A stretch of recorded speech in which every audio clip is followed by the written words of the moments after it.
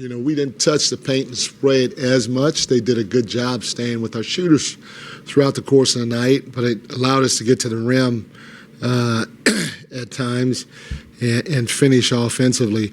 There was a little stretch there in the fourth where we didn't really execute. We were playing out of our drag and getting some good looks even against their zone, and then we kind of went away from it.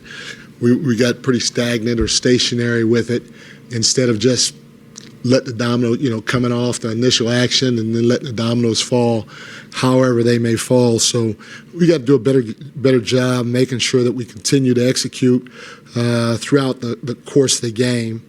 And then, I thought in the first half we got a little sideways with the officials and even into the second half at the beginning. But our guys did a great job of refocusing and just trying to go win the game. I didn't help them out. It was a bad challenge that I did. I got to be better just as much as I'm telling those guys to be better. It was a bad challenge just from the simple fact that I couldn't help them in the second half with it because I had blown it in the first half. So I have to be better in that area. We as a team have to be better with our execution, especially in tight ball games. Throughout the course of 48 minutes. And then, at the end of the day, we have to leave the officials alone. But our turnovers hindered us a little bit. Our transition, especially in the first half, wasn't great. And a lot of it was due to our turnovers, which we cleaned up a little bit better in the second half. But, at the end of the day, most of the looks from the three-point line, I'll take any day of the week. They were good looks by a couple of our guys, and we usually knock those down. They didn't go in today. Is there a play you wanted to challenge, perhaps down the stretch that you weren't able to? They're not necessarily down the stretch, but just in the second half, and I'm not sure, but Cat picked up bang 2 fouls, I think, in the third, and I had to sit him for a while. I got to give Yabusele credit. He didn't play at all in the first half, but he kept his mind present. And he gave us a huge lift off the bench. I think he played 10 straight minutes. So Yabu was fantastic, both at the 4 and the 5. But there were some calls that in the second half, if I had it, I would have used it. But I didn't, and I'll be better with that.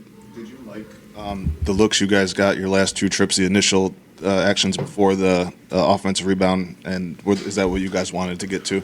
Yeah, after the jump ball, yeah. So, we had a timeout, but if you ever get a chance to go back and look, most times in that situation, it's almost like a defensive rebound.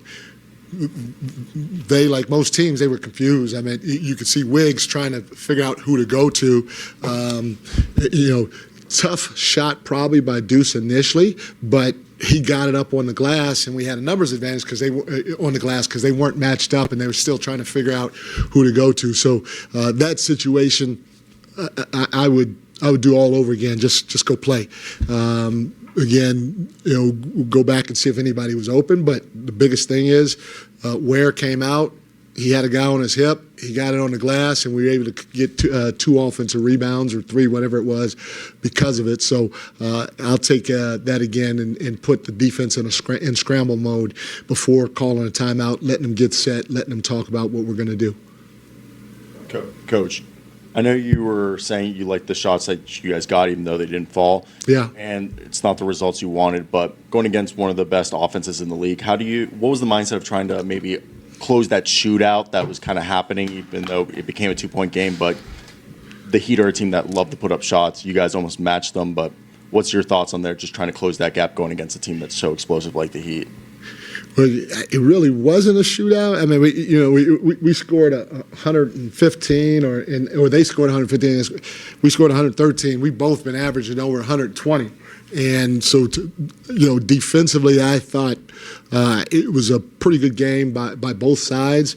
We got to continue to work on our transition defense. We got to continue to work on guarding the ball. We scored 22 fast break points, even with the turnovers, and they think they had 19. So, again, in a lot of areas offensively, I thought we were pretty good. We only took 36 threes, and usually I think we're up around 40, if not more. So a couple of them were rushed and contested, I thought, but we had some in the second half, man, that I thought were wide open and that normally go down, and they just didn't. Where are you at with Mitch's minutes restriction stuff? Like, I know he only had 18 or something today. Where what's the limit at this point? Yeah, no, it's increased. It's gone up 3 times, and again, it's all part of the load management thing, and so it's not necessarily a restriction. It's just continuing the process with our load management. So it's going up. He could play 20-something minutes. We again, I threw Yabu in the game because Cat picked up early foul trouble, and Yabu was playing well. And so I didn't go back to Mitch because of it, but he's definitely in the 20s. Good? Coach. I thought he was doing the mic with us. We saw Jalen on the court before the game going through his drills. Are you optimistic that he's good for Wednesday? And also, would he be nice to have the clutch player of the year in a game in the final minute like that? It's always nice to have a guy like that, but in terms of being optimistic, I mean, I was back in the back with